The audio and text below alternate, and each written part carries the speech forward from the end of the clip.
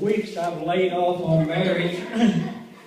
And last week, I thought it was maybe going to call a truce, but he came back with a little story about me.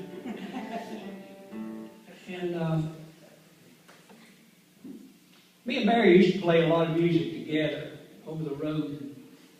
A lot of different places, a lot of places that we shouldn't have played at, and a lot of good places too. Some of the good places was, we played one time at this kind of a mental institution. It wasn't a real bad place, but it was kind of. And Barry was supposed to meet me there. I was already there, and he had had a flat tire right out in front of this place. And he took his lug nuts off his tire and everything. He laid them in his hubcap. And this kid come flying down through there. He was on the sidewalk where he laid him on a bicycle and hit that hubcap, and it threw them lug nuts out in the weeds. And Barry couldn't find one of them. He's thinking, what am I going to do now? Well, this guy on the other side of the fence, he said, why don't you take one off of each wheel? And he said, you put it on there, and he said, you can get home that way. And Barry said, well, that's a good idea. He said, you ain't crazy. You ought not to be in there. And the guy said, oh, yeah. He said, I'm crazy. I just ain't stupid. But anyway, Barry got on the inside then, and we did our show, and we was packing up all our instruments and everything. This guy kept following Barry around. And he kept saying, Barry, we really like you here. And Barry said, well, thank you. That's nice. And he said, we really like you here, Barry. And Barry said, well, that's nice. He said, how about Donnie? He done a pretty good job, too, didn't he? He said, yeah, he done a good job. He said, well, we really like you, Barry. He said, it's just like you one of us.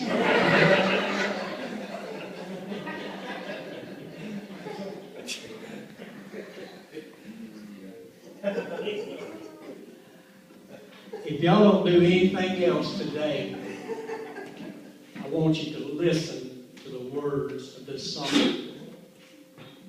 That's the only thing I ask you today, is just listen to the words of this song.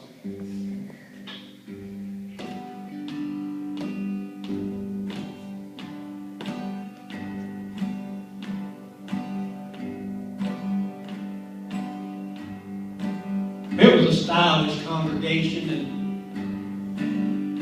you could see they had been around. They had the biggest pipe organ of any church in town. And over in the amen corner sat Brother Ira. And every Sunday he insisted on singing with the church choir.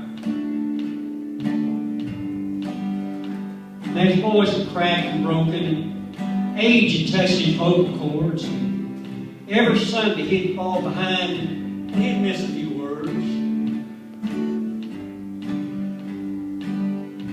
So the choir got so flustered that the church decided that it was time that Brother Ira stopped his singing, or the choir was going to resign. Well, the pastor formed a committee, I think 3 or 4. They got their big fine cars and they drove out to Ira's door. Well, they found the choir's trouble sitting in an old cane chair. Sunbeam shining down on his snow white hair. The preacher said, brother, we're here on a deferous acclamation. It's a matter that concerns the congregation. It seems that your singing has interfered with the choir. If you could just lay out. Can you hear me, Brother Ira? Well, the old man raised his head in a sign he could hear. And on his cheek, 3 men caught a glimpse of a tear. Well, with his feeble hands, he pushed back the golden lockets of white snow. And he answered the committee with a voice both soft and low. I wonder if beyond the tide that's cracking at my feet, in a far-off temple where my master I shall meet, I wonder, when I sing the songs of God on high, yes, I wonder Well, they kicked me out of Heaven's choir. Well, the little room filled with silence, and the old man bowed his head. The committee went back to town, but Brother Iyer was dead. All the choir missed him for a while, but he was soon forgotten.